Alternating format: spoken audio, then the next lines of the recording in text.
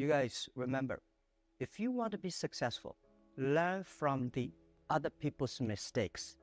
Don't learn from the successful stories. There are a lot of reasons behind it. No matter how smart you are, you will encounter these mistakes. You learn from mistakes not because you will be able to avoid mistakes. You will able to, when these mistakes come, this suffer comes, you know how to deal with it. Most of the difference between people that succeed and people that don't is the people that don't give up. They give up sooner than the people that succeed. I'll say you have to have a lot of passion for what you're doing, and it's totally true. And the reason is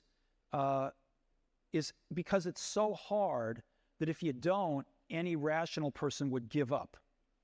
It's really hard, and you have to do it over a sustained period of time. So if you don't love it, if you're not having fun doing it and you don't really love it, you're going to give up. And that's what happens to most people, actually. If you really look at the ones that ended up, being successful, unquote, in the eyes of society, and the ones that didn't, oftentimes it's the ones that are successful loved what they did so they could persevere when it got really tough.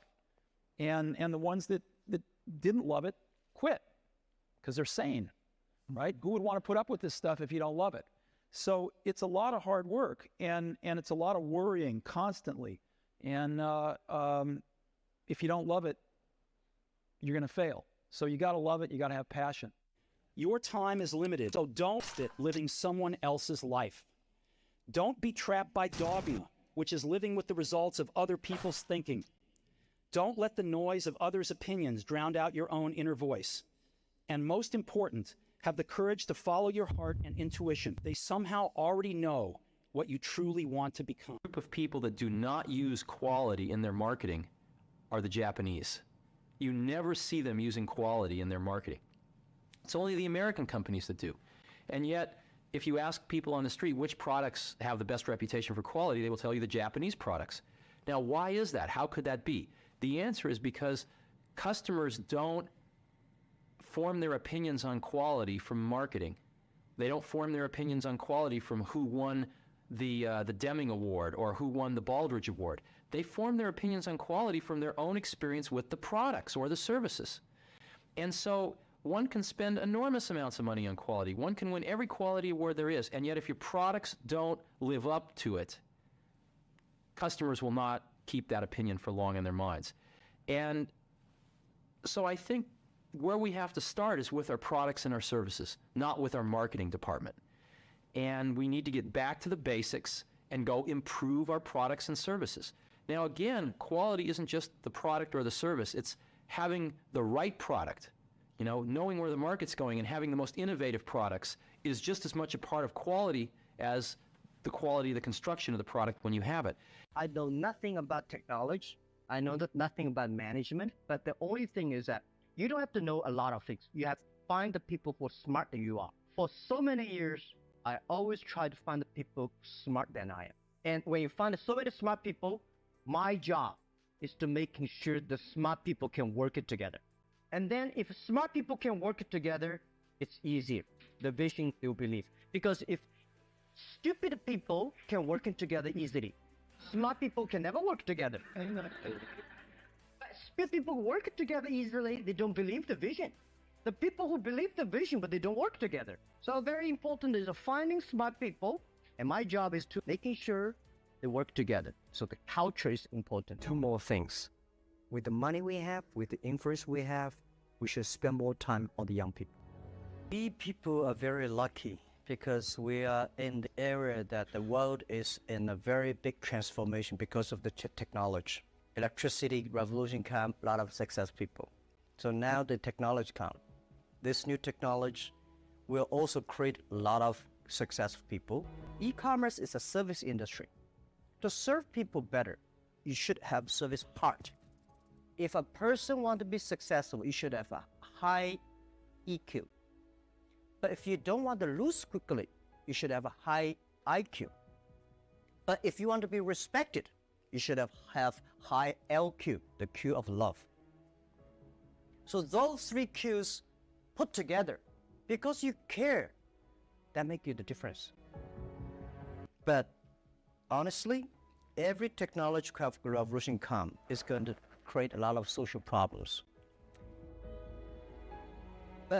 Whether you worry, it will come. You don't worry, it comes. So the thing is how you change yourself. There needs to be someone who is sort of the keeper and reiterator of the vision. Because there's just a ton of work to do. And a lot of times, when you have to walk 1,000 miles and you take the first step, it looks like a long ways. And it really helps if there's someone there saying, well, we're one step closer. The goal definitely exists. It's not just a mirage out there. So in 1,001 little and sometimes larger ways, the vision needs to be reiterated. I do that a lot. Boy, I've forgotten how much work it actually is to start a company. It's a lot of work. And you've got to do everything. You've got to come up with a name. You've got to come up with a logo. In addition to designing the product, you've got to figure out what to design. You've got to figure out how you're going to get it to the marketplace. You've got to do a part number system. You've got to go get bank accounts. You've got to set up charts, general ledgers, get a management information system, get a little kitchen set up, get a coffee maker, all this stuff. Well, my first saying is that the honeymoon is over. All of those wonderful things that we got for just being are now sort of just old news. We are like every other startup. We've been a company now for 6 months. And yes, you could say that, well, we had a lawsuit for 4 of those months and we had this and that. But the bottom line is the world doesn't really care. What the world cares about is what we produce. We've been a startup for 6 months. We've been spending money like we've been a startup for 6 months. And in some areas, we've really produced a lot. We've got a lot to show for 6 months in some areas. In other areas, we don't have a lot to show for 6 months. So I hope that throughout this retreat, we tend to make sure that our feet are on the ground and we realize that we're going to be judged like every other startup from here on out. And that is by what our product is and how timely we bring it to market. Leadership is about responsibility. The only thing we never give up, the only thing we're like a Forrest Gump. We keep on fight. We keep on changing ourselves. We don't complain. Whether you are successful or not successful, but you should grow your mind, grow your culture, grow your value, grow your wisdom. My job is to making sure that my team are happy. Because my team are happy, they can make my customer happy. If my customer, they are all small business. When they're happy, we are happy. In this world, if you want to win in 21st century, you have to making sure that making other people powerful, empower others, making sure the other people better than you are, then you will be successful. I never give up. I think there is an opportunity there. So I never thought I could be rich. I never thought I would be successful. Without internet, you can only sell in your village or small town. Today you can sell across the globe. Experience all the things, whether fail or succeed. And this is the message. Let's catch this opportunity.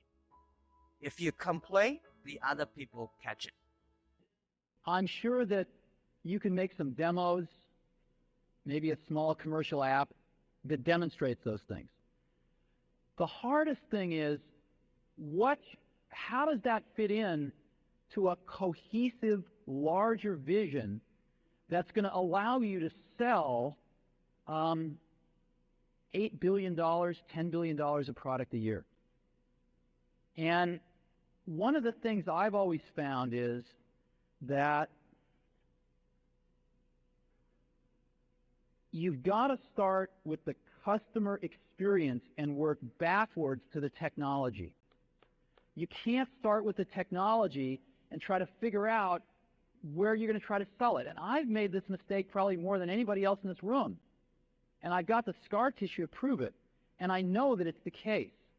And as we have tried to come up with a strategy and a vision for Apple, it started with what incredible benefits can we give to the customer? Where can we take the customer? Not starting with, let's sit down with the engineers and figure out what awesome technology we have, and then how are we going to market that? And I think that's the right path to take. Our strategy is always to look at the 30 years and 10 years. Every strategic decisions we make, we have to ask one question. Did this decision we made solve society problem? Because we believe the bigger social problem you solve, the more successful you are. So if this cannot solve any social problems, we don't do it. Second, Is this project is going to be successful in 10 years?